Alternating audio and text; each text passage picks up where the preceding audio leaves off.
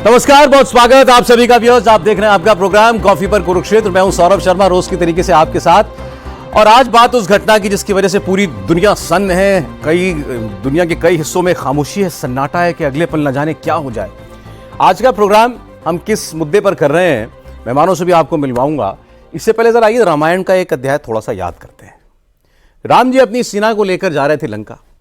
समंदर किनारे पहुंचे, उन्होंने समंदर से आग्रह किया, हे समुद्र देवता, हमें स्थान दे दीजिए, रास्ता दे दीजिए, हमें आगे लंका की ओर जाना है। नहीं सुना। एक दिन बीत गया, 2 दिन बीत गए, 3 दिन बीत गए। उसके बाद राम जी को आया गुस्सा।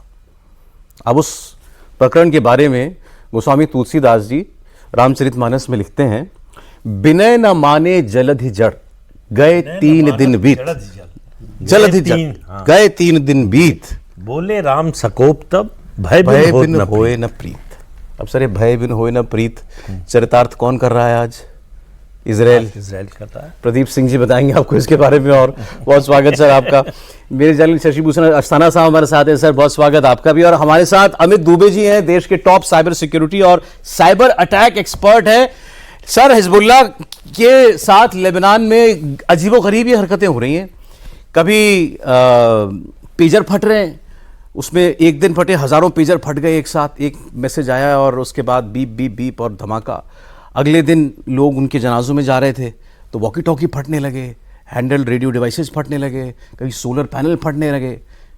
मतलब समझ में नहीं आ रहा है वहां पर लोगों को कि हो क्या रहा। अब लोग डर रहे हैं, फोन उठाएं कि नहीं उठाएं, कुछ इक्विपमेंट ऑन करें घर के अंदर कि नहीं करें। तो पहले सर ये समझाइए हमको कि इजराइल ने किया क्या है लेबनान में। देखिए, जो इजराइल ने किया है ये एक तरीके से बहुत ही उम्दा इंटेलिजेंस साइबर ऑपरेशन है। और इस साइबर ऑपरेशन को अभी मिक्स कर दिया गया है गुत्थम गुत्था की लड़ाई या कॉन्टैक्ट वॉर से, जिसको हम बोलते हैं कॉन्टैक्ट वॉर या काइनेटिक वॉर। काइनेटिक वॉर का मतलब आपके ऊपर हमला हो जाए, यानी कि जो डिजिटल वर्ल्ड है उसको रियल वर्ल्ड के साथ रिमोटली कंट्रोल करके कनेक्ट कर दिया गया है। अब उससे क्या हो रहा है कि जो ये लड़ाई की परिभाषा है ये एक तरीके से बदल गई है। दूसरे शब्दों में साइबर वॉर, पहले हम बोलते थे कि ये साइबर वॉर जो है ये होती है जी आपका कंप्यूटर हो गया, उसका उसमें हैक कर दिया, इन सब चीज़ों से। लेकिन उसमें अब जुड़ गई है इंटरनेट ऑफ थिंग्स। आपने देखा होगा रिमोट कंट्रोल हम लोग अभी होने लगे हैं, हमारे ये जितने डिवाइसेज हैं घर की वो सारी रिमोट कंट्रोल होने लगी हैं। लेकिन इस जो कार्रवाई की है उससे सबसे बड़ी चीज़ ये हो गई है कि वो लड़ाई आपकी रोज़मर्रा की चीज़ों के अंदर, और रोज़मर्रा की चीज़ें आपकी एक लाइव बॉम्ब बन गई हैं जो आपकी ज़मीन पर है। बिल्कुल। और करा किस किस्म से है, ये एक बहुत लंबी प्लानिंग है। यानी कि उस प्लानिंग में इन्होंने सबसे पहले, जब इनके कुछ हिजबुल्लाह के कुछ टारगेट हुए लीडर, तो इजराइल ने हिजबुल्लाह ने ऑर्डर पास करा कि आप मोबाइल इस्तेमाल नहीं करेंगे और जो स्मार्टफोन है इस्तेमाल नहीं करेंगे। अब इनका दिमाग घुमा कि अगर ये स्मार्टफोन इस्तेमाल नहीं करेंगे तो कम्युनिकेट कैसे करेंगे। तब इनके दिमाग में आया कि नहीं, ये तो फिर वो लोग पेजर के ऊपर आ गए। फिर हिजबुल्लाह का एक बड़ा ऑर्डर आया पेजर का, और वो पेजर का ऑर्डर जो कंपनी जिसने सप्लाई किया वो कंपनी है यूरोप की, नाम उस कंपनी का है ताइवान का। तो जब वो ऑर्डर जा रहा था, अब आप देखिए कितना पेनिट्रेशन इनका था हिजबुल्लाह के काडर के अंदर और हिजबुल्लाह के इंटेलिजेंस में। अब उन्हें जब वो पेजर का पूरा कंसाइनमेंट जा रहा था यूरोप से, इस कंसाइनमेंट को 2 या 3 दिन के लिए शायद रोका गया है।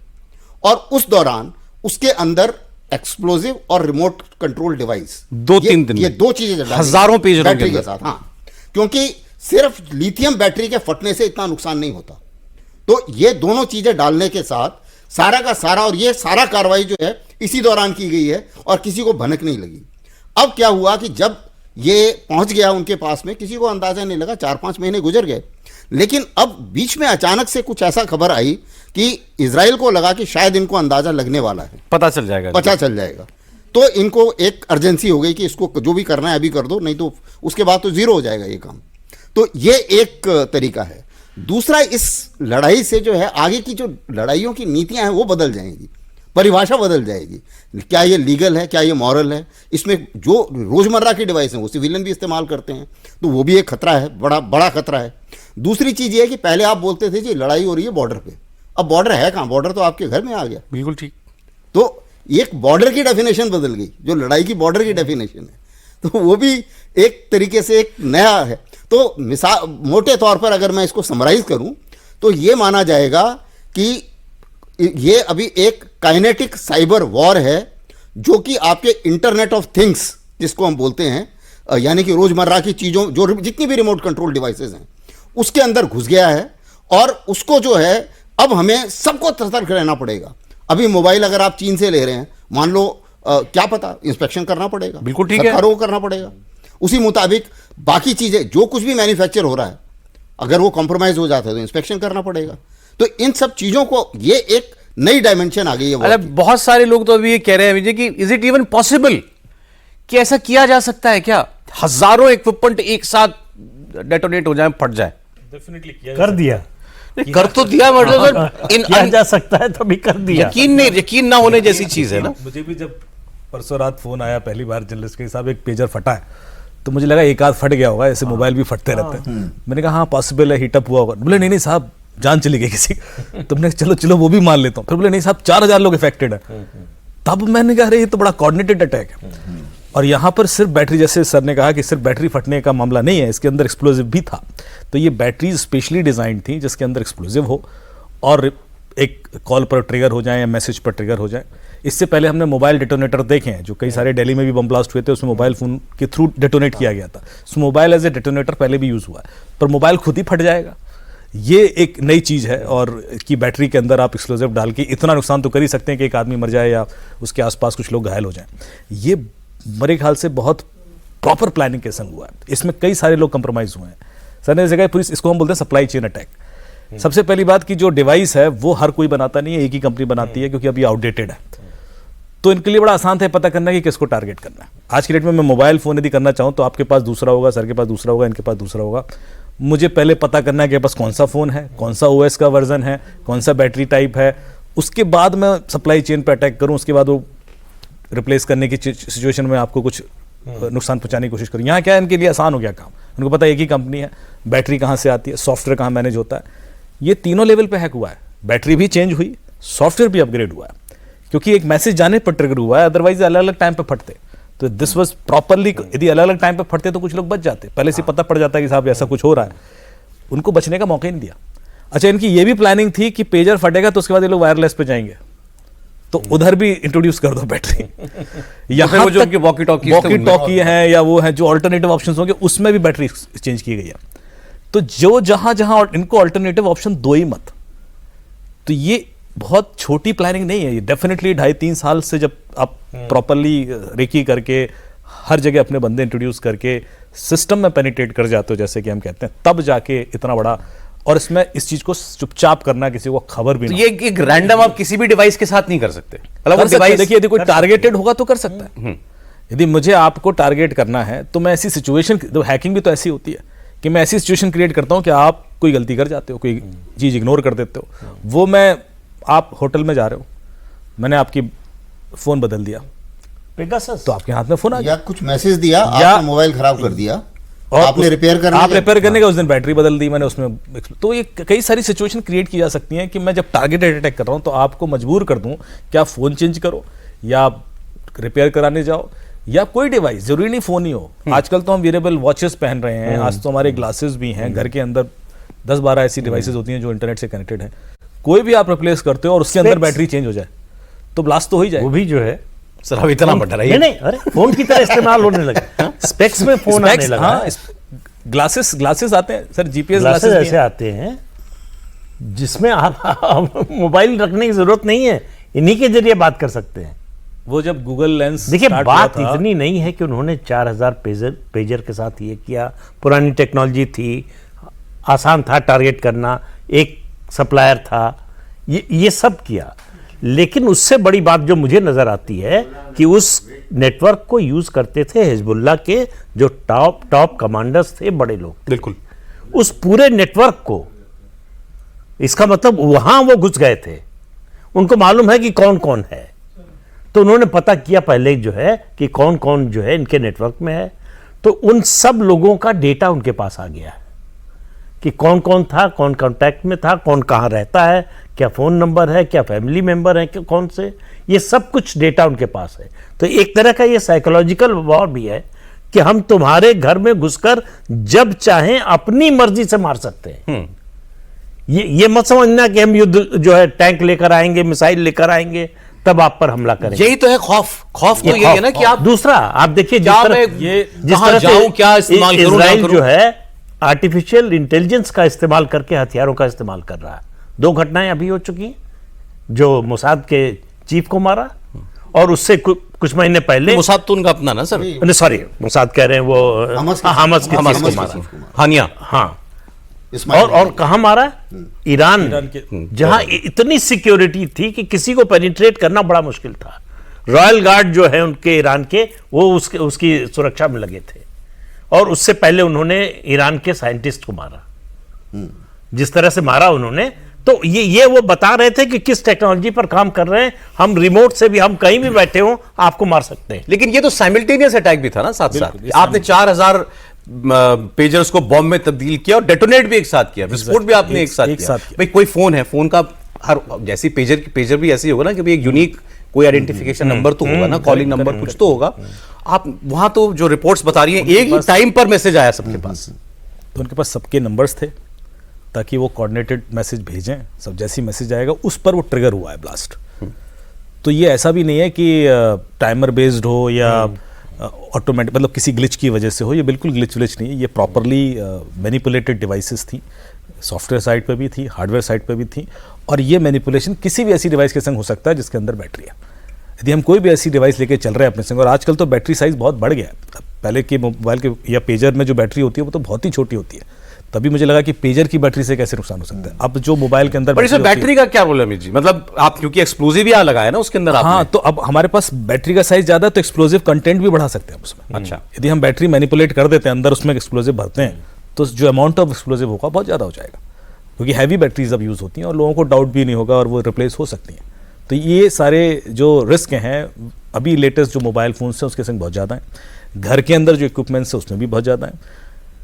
अब लोग जो नहीं सोचते होंगे वो सोचना शुरू कर देंगे क्रिमिनल। मुझे ये भी लग रहा है जैसे कि कल के दिन किसी के स्पीकर में डाल दिया, या किसी के सिक्योरिटी रिस्क है। तो ये सिक्योरिटी रिस्क जनरेट हो गया। कि अब एक आइडिया, जैसे पहले जब मोबाइल में कह रहा हूँ डिटोनेशन होता था तब भी लोगों को लगा कि अच्छा मोबाइल से बम ब्लास्ट हो जाता है। उस समय बड़ा यूनिक था, लेकिन फिर वो लगातार कॉमन हो गया। हर आदमी मोबाइल, उनको अच्छी बात है मोबाइल से डिटोनेट कर दीजिए। लेकिन अब ये चीज के लिए हमें रेगुलेशंस और चेक इन बैलेंसेस खड़े करने होंगे। कैसे हम तय करें कि ये डिवाइस सेफ है नहीं है, इसके अंदर बैटरी ठीक है नहीं है, क्योंकि आप देख के तो कुछ नहीं बता सकते। तो वो जो टेस्टिंग साइकिल से गुजरती है वो मानक स्टैंडर्ड बनाने पड़ेंगे कि वो वहाँ से गुजरी है नहीं गुजरी है, और उसके बाद सर्टिफाइड होकर मेरे पास आई। आज तो हम इंपोर्ट करते हैं चाइना से, जीपीएस डिवाइसेस इंपोर्ट होती हैं, गाड़ियों में लगती हैं, गाड़ियाँ ब्लास्ट हो जाएंगी, और गाड़ियाँ तो पूरा फ्यूल है उनके अंदर, तो कुछ भी हो सकता है। वो एक जीपीएस डिवाइस थी और वो एक आर्मी के एरिया में जा रही है, ट्रैक हो रही थी क्योंकि कुछ डिलीवरी कर रही है। तो यदि हमने इस तरह की जो सिचुएशंस को देखने चले गए तो मेरे ख्याल से खतरा बहुत ज़्यादा डीप दिखाई देगा। It's not just one person. यदि गाड़ी के अंदर का जीपीएस आप मैनिपुलेट कर देते हो, जो मोबाइल ही होता है उसके अंदर बाकी सारे कंपोनेंट्स तो मोबाइल वाले हैं, और उसके अंदर भी बैटरी है। और हम लोग तो अब और इस्तेमाल करने जा रहे हैं, जो है अच्छा, टोल interesting प्लाजा बात- जो है वो खत्म होने जा रहे हैं। जीपीएस डिवाइस हर कार में लगानी पड़ेगी आपको, उसी से आपका टोल कट जाएगा, पैसा कट जाएगा। लेकिन एक घटना, मुझे शहर का नाम याद नहीं आ रहा और देश का भी, इजराइल ने ऑपरेशन किया था, बड़ा मशहूर ऑपरेशन है उनका, कि उनको पता चला कि कहीं जो है एक अबंडेंट कोई जगह है, वहाँ पर एक वर्कशॉप जैसा बना के वहाँ पर न्यूक्लियर प्रोग्राम का कोई टेस्ट हो रहा है। अच्छा। तो उनको ये पता चल गया, लेकिन कंफर्म नहीं था। कंफर्म करने के लिए अपने लोग भेजे, पहली जो टीम गई थी वो मारी गई, सिक्योरिटी बहुत ज़्यादा थी, वहाँ घुसना मुश्किल था। तो कुछ दिन के लिए ऑपरेशन रोक दिया, फिर तय किया कि कैसे करें, कैसे पता, पहले तो कंफर्म करना है, मार तो देंगे, कंफर्म करना है कि ये हो रहा है। अब आप देखिए वो कहाँ तक क्या एक्सपेरिमेंट करते हैं, कैसे सोचते हैं। फिर उनके साइंटिस्ट ने कहा, एक टीम बनाई, कहा वहाँ जाओ, आधे किलोमीटर के रेडियस में जितने पेड़ पौधे हैं उनके तने ऊपर के हिस्से काट के ले आओ। अच्छा। कहा कि अगर वहां कुछ भी होगा न्यूक्लियर से संबंधित तो रेडिएशन होगा और उसका असर प्लांट्स पे न पड़े, ये हो ही नहीं सकता। उससे कंफर्म किया, उसके बाद अटैक किया और साफ कर दिया। तो ये बड़ी डीप, बड़ी लंबी प्लानिंग करते हैं, तैयारी करते हैं। जैसे मोसाद के चीफ को जो मारा या ईरान के साइंटिस्ट को जो मारा, तो ऐसा नहीं है कि अचानक जो कुछ हो गया। तो अभी हम लोग बात कर रहे थे वो म्यूनिक ओलंपिक्स के अंदर 11 इजरायली ओलंपियंस को मार दिया था हमास ने। 7 साल तक ढूंढ ढूंढ के मारा उन लोगों को इजराइल ने। बिल्कुल, जहां कहीं भी थे सभी जगह के, और कई जगह आम लोगों में मोसाद का नाम उसी घटना के बाद जो है ज्यादा प्रचलित हुआ। ये भूलते नहीं ना। अब यही है कि सबसे बड़ी अजीब सी जो स्थिति है कि 7 अक्टूबर को ये कैसे धोखा खा गए, ये जब हमास mystery आज attack तक किया है। था हाँ, इस पे। उस टाइम में, क्योंकि मोसाद तो वही है। और उसके बाद हम लोग इनको क्रिटिसाइज भी कर रहे थे, कहा जाने लगा खत्म हो गया और मोसाद, दूसरी अब वो चीज नहीं आप ये रहा। देखिए, एज मिलिट्री एनालिस्ट उस वाले को हम उसको हम हमेशा क्रिटिसाइज करते रहे हैं कि आपकी इंटेलिजेंस फसलें ऐसे फेल कैसे हुई, पहली बात। दूसरी सबसे बड़ी मुसीबत ये है कि जिस किस्म से आपने ऑपरेशन किया, यानी कि अगर मैं मिलिट्री ऑफिसर हुआ, अगर मुझे इजराइल में डाल दिया जाए आज की डेट में और ये कहा जाए कि जी आप बताइए कि आप ये कैसी प्लानिंग करते, तो मैं ये नहीं करता जो उन्होंने किया कि गाजा में 20,000 बच्चे मार दिए। ये कहानी नहीं होती। जो इन्होंने अब करना शुरू किया है कि जो टारगेट्स, जो लीडर्स थे, वो गिन गिन के टारगेट्स को, लीडर्स को मारना शुरू करना था। अब पिछले 2 महीने में जो इन्होंने काम किया है, उसको मैं कहूंगा कि यस, इजरायली जो है वो अपनी प्रोफेशनलिज्म के हिसाब से लड़ाई लड़ रहे हैं। क्योंकि कोलेटरल डैमेज बच्चों को मारने में क्या, उसमें तो कोई प्रोफेशनलिज्म नहीं बनाना। लेकिन उनको समय चाहिए था तैयारी के लिए। ये जो आज कर रहे हैं, इसकी तैयारी तो उसी समय से शुरू हो नहीं, गई। लेकिन उसके लिए जरूरी थोड़ी है कि बच्चों को मारो यार। नहीं, वो अभी देखिए, उन्होंने वो तो क्या एक करा था, कंट्रोवर्शियल बात उसमें भी गलती है थोड़ी सी। उनका कहना है कि आपने होस्टेज हमारे रखे, आप छोड़ दीजिए, हम कोई अटैक नहीं करेंगे। उसका भी मैं एक और बताता हूं कि हुआ क्या था इनका, कि इन्होंने इनकी टारगेटिंग, जैसे कि हम सब अभी डिस्कस कर रहे हैं, ये होती है आर्टिफिशियल इंटेलिजेंस से। जितना हमास के जितने कार्डर हैं उन सब का इन्होंने डाटा डाल दिया आर्टिफिशियल इंटेलिजेंस के अंदर। उसके बाद में जब ये किसी बिल्डिंग पे फर्क करेंगे, मान लो एक आदमी वहां पर एक टेररिस्ट है, तो जो आर्टिफिशियल इंटेलिजेंस की बम्बार्डमेंट है वो ये दिखाएगी कि इस जगह पर टारगेट है आपका, उधर बम्बार्डमेंट कर देंगे। अब ये आर्टिफिशियल इंटेलिजेंस नहीं पकड़ पाता कि उसके चारों तरफ भी 1000 इनोसेंट भी हैं, तो उस चक्कर में बहुत ज्यादा हो रहा है। तो उसमें क्या है कि बीच में ये बातचीत हुई थी कि भाई हमारा तो कसूर नहीं, हम तो एआई से कर रहे हैं, which is very most accurate, but then the fact is कि अगर आपका जो इनोसेंट मर रहे हैं, तो आप ये थोड़ी कह सकते हो कि जी मेरी जिम्मेवारी नहीं है, ये तो एआई की जिम्मेवारी है। एआई की भी नहीं। वो कह रहे हैं कि आप हॉस्पिटल में बेसमेंट में अगर अपने टेररिस्ट रख रहे हैं, तो उसके लिए हम क्या करें? एग्जैक्टली, ये इन्होंने जानबूझ के हमास ने टेररिस्ट को हॉस्पिटल्स में हथियार, रख दिया। देखिए, ऐसा है सब कि उनको पता है यहाँ अटैक होगा नहीं। आपकी बात सही है, यहाँ अगर अटैक वहीं नहीं करेंगे। हथियार रखेंगे आपकी तो बात फिर सही है, लेकिन उसमें सबसे बड़ी चीज ये है कि ये सिचुएशन हमारे सामने हर रोज आई है कश्मीर में। एक आदमी हमारे ऊपर फायर करके और सीधा उसमें घुस जाता है क्राउड में। अब ये थोड़ी है कि हम क्राउड के ऊपर फायरिंग करें। हमने आज तक आर्टिलरी इस्तेमाल नहीं की, इंडियन आर्मी प्रोफेशनल आज तक आर्टिलरी कश्मीरियों के ऊपर इस्तेमाल नहीं करी, आज तक एयर स्ट्राइक नहीं करी। कारण क्या है कि हमें पता है कि उससे ज्यादा नुकसान होता है लोगों के साथ। अभी आप इजराइल ने जो भी किया है उसकी मुसीबत क्या होती है समझने की कोशिश कीजिए आप। हमास बोल रहा है कि मेरा सेकंड कार्डर तैयार है। इतनी नफरत भर दी है कि आप जितने हमास है सबको मार दीजिए, उसके बाद में उतने ही फिर से पैदा हो जाएंगे, क्योंकि ये नफरत जो है ये दोबारा से वो करेगी। किसी भी जगह पर आप लोगों को बर्बाद करके नहीं लड़ाई जीत सकते। तो वो सिचुएशन है। अगर ऐसा होता तो पहले भी तो जीते थे, पूरा इन्होंने कब्जा कर लिया था गाजा, उसके बाद में फिर से इतने खड़े हो गए। अब तो ये तो एक तरीके से तो वो लोग शायद वो लोग they have gone beyond it. हाँ, they have gone beyond. उनके एग्जिस्टेंस का सवाल है, इनका भी है उनका भी है, दोनों तरफ से। दोनों का उनका है कि हमास को पूरी तरह से खत्म कर देना है। जब तक खत्म नहीं करेंगे तब तक रुकेंगे। वैसे हिजबुल्लाह मतलब जितना अब ज्यादा पढ़ा, पहले नाम सुना था, थोड़ा बहुत पता था, लेकिन ये हिजबुल्लाह तो हमास का बाप है। इसकी अपनी मतलब जितने देशों की आर्मी होती है वैसे इसकी आर्मी ईरान पर बहुत ज्यादा डिपेंडेंट है, ईरान पर हिजबुल्लाह। आप देखिए ईरान से कोई जो है स्टेटमेंट नहीं आया है। जब हमास के चीफ को मारा था तब ये उन्होंने बयान दिया था कि इसका बदला लेंगे हम। लेकिन इस घटना के बाद, इतनी बड़ी घटना हुई है, ईरान से कोई स्टेटमेंट नहीं आया, बल्कि दुनिया में किसी देश से नहीं आया। आप इस सन्नाटे से इस एक्शन का जो इम्पैक्ट है उसको समझने की कोशिश कीजिए कि अभी तक किसी की समझ में नहीं आ रहा कि ये हुआ क्या, कैसे कर दिया।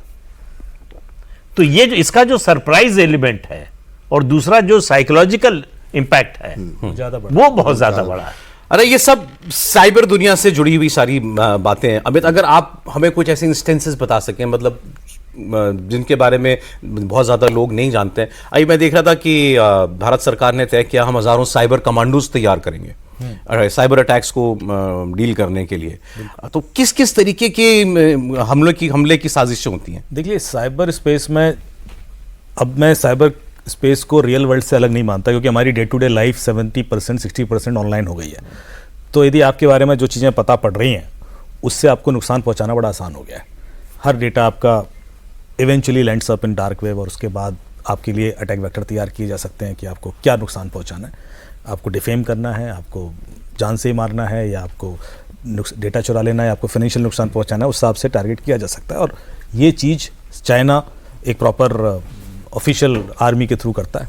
साइबर, हाँ, साइबर आर्मी है उनकी। कई सारे एपीटी ग्रुप्स हैं जिनको वो पैसा देते हैं, फंड करते हैं। सबसे ज़्यादा एपीटी ग्रुप जो हैं वो चाइना में। APT groups are state sponsored criminals basically, जो हैक करते हैं दूसरे देशों की क्रिटिकल इंफ्रास्ट्रक्चर्स। तो जैसे इंडिया पे भी जो अटैक होते हैं, जो हम एट्रीब्यूट करते हैं, तो पता पड़ा चाइना का एपीटी ग्रुप था, या टर्की का था, या ईरान एम्स का डेटा है, कैसे एम्स का था, तो हमने हांगकांग का आईपी निकाला, फिर पता पड़ा नहीं ये तो चाइना से एट्रीब्यूट हुआ है।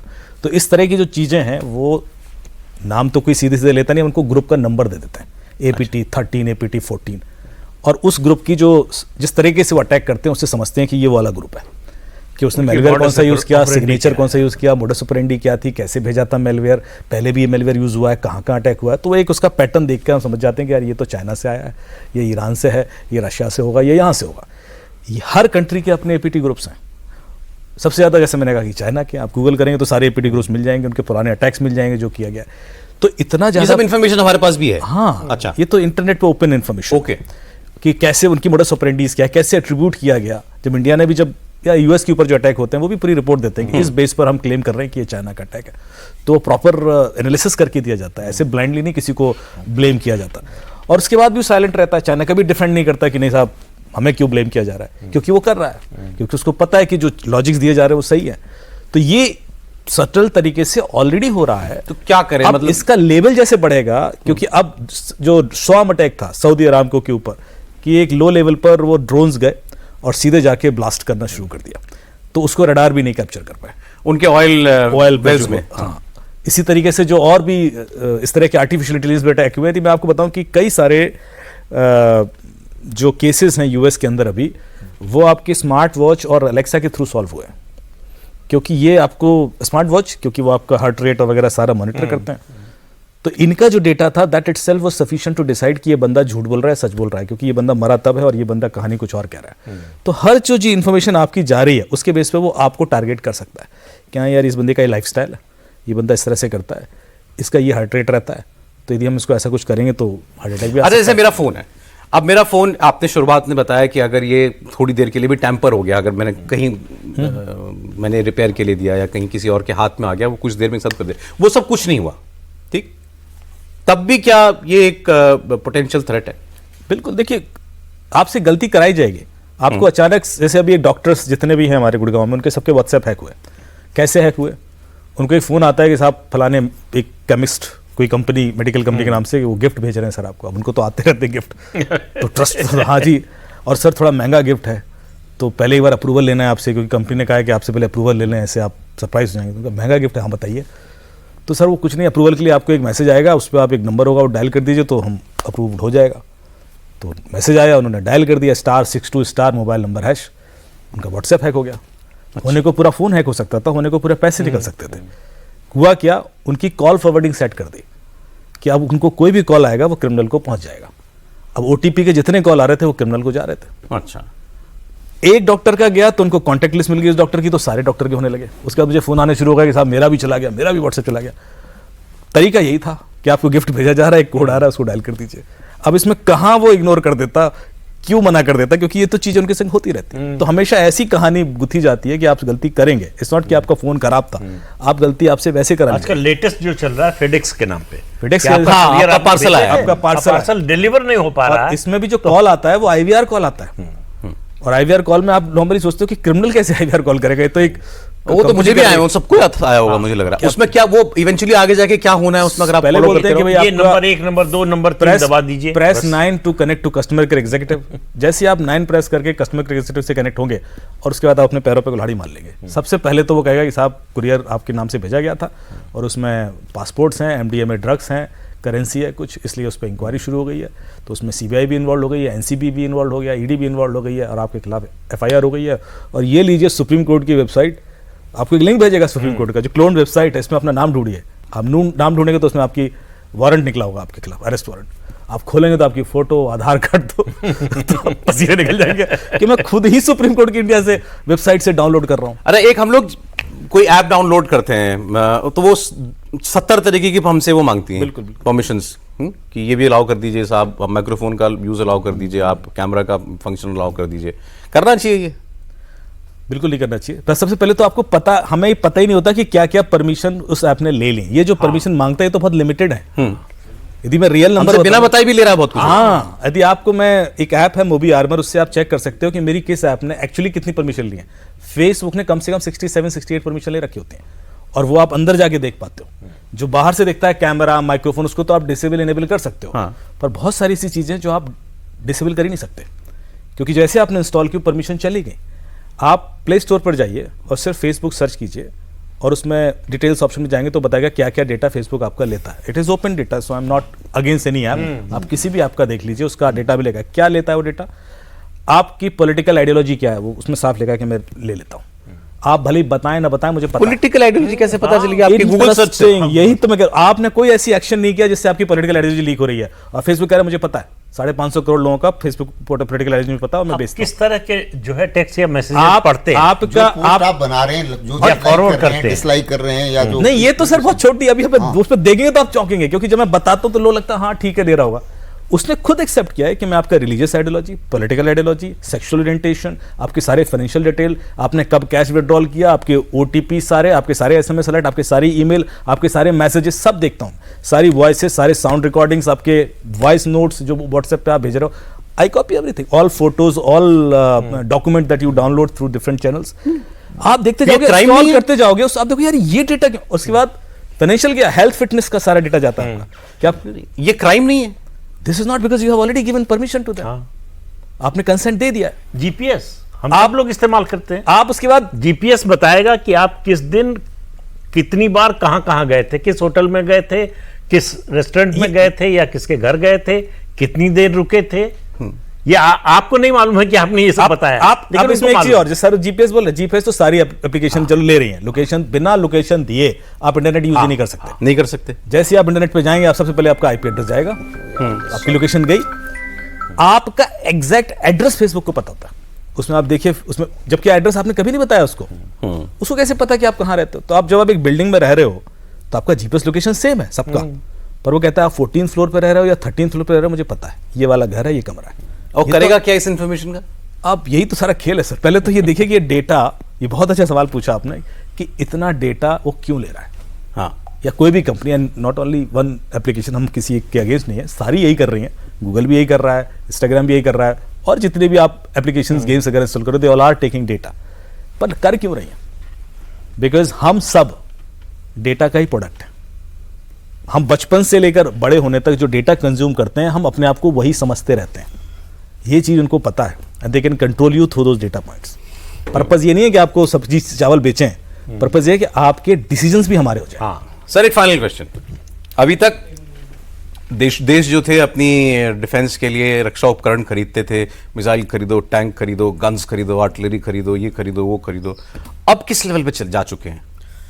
अभी जब भी किसी दो देशों के बीच में एक प्रतिस्पर्धा या लड़ाई होती है, तो उस हालत में एक जिसे बोलते हैं कॉम्प्रिहेंसिव नेशनल पावर, एक देश की दूसरे देश के सामने खड़ी, ये इस हालत में है हम। उसके अंदर military power, digital power, technological power, cyber power जिसकी हमने इतनी डिटेल में बात करी, ये सारी पावर शामिल हैं। ये सारे के सारे इंस्ट्रूमेंट ऑफ वॉर बन गए हैं अभी। तो अब जो है हम इस हालत में पहुंचे हैं कि जब अगर किसी भी देश के साथ में अगर लड़ाई होती है तो उसमें ये सारे के सारे इंस्ट्रूमेंट एक साथ इस्तेमाल अप्लाई किए जाएंगे।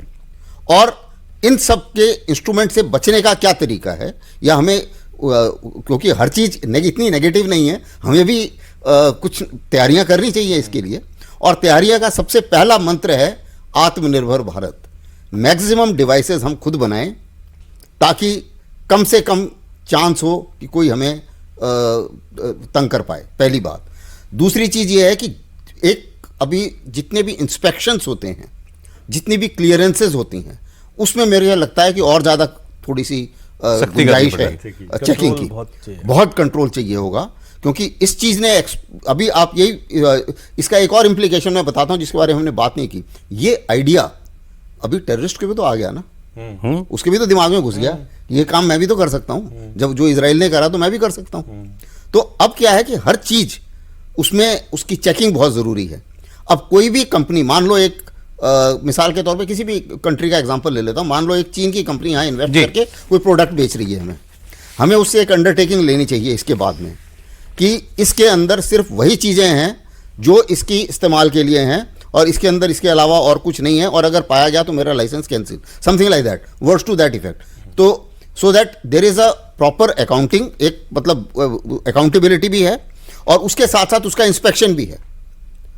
तो इसमें कॉस्ट बढ़ेगी, इंस्पेक्शन के साथ हर चीज की कॉस्ट भी बढ़ेगी, लेकिन करना पड़ेगा।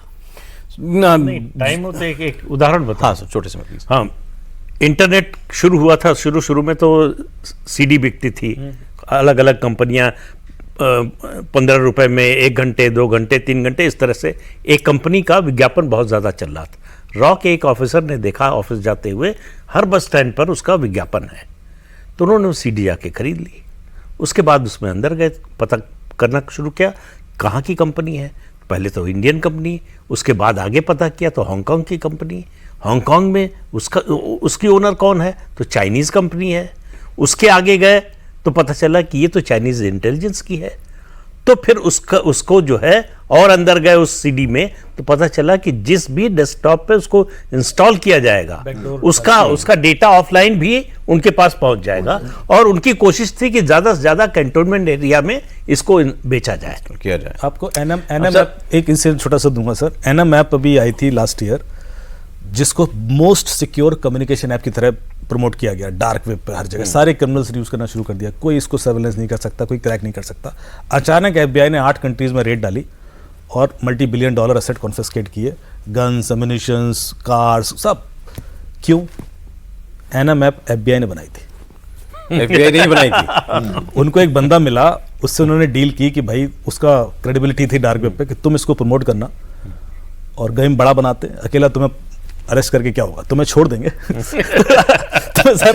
इंस्टॉल करा दो सारे उसमें। तो ये जंग के स्वरूप, बदलते स्वरूप आप देख रहे हैं इस वक्त दुनिया में अलग अलग जगहों पर। जिस तरीके से अब तो ये मेरे ख्याल से मैं पढ़ रहा था कि वर्ल्ड वॉर 2 के बाद से मोस्ट वॉर्स के हिसाब से सबसे खतरनाक डेकेड में हम लोग इस वक्त चल रहे हैं। और एक टर्निंग पॉइंट है कि बिल्कुल, फ्यूचर और जो इजराइल ने करके दिखाया है, ये जो इजराइल के पक्ष में खुद को खड़ा हुआ महसूस करते होंगे, वो शायद खुश हो रहे हो। लेकिन जनरल साहब जैसे लोग जो कि वॉर्स को एनालाइज करते हैं, उनकी सरदर्दी कितनी बढ़ गई है कि अब कुछ भी किया जा सकता है। कुछ इम्पॉसिबल दिखाई ही नहीं दे रहा आज की दुनिया में, अगर आप वाकई में किसी वॉर जैसी सिचुएशन में अब एक देश अपने आप को खड़ा हुआ पाता है। आगे देखिए दुनिया क्या क्या देखती है। बहुत शुक्रिया आमिर जी, जनरल साहब बहुत शुक्रिया आपका, प्रदीप जी बहुत धन्यवाद आपका।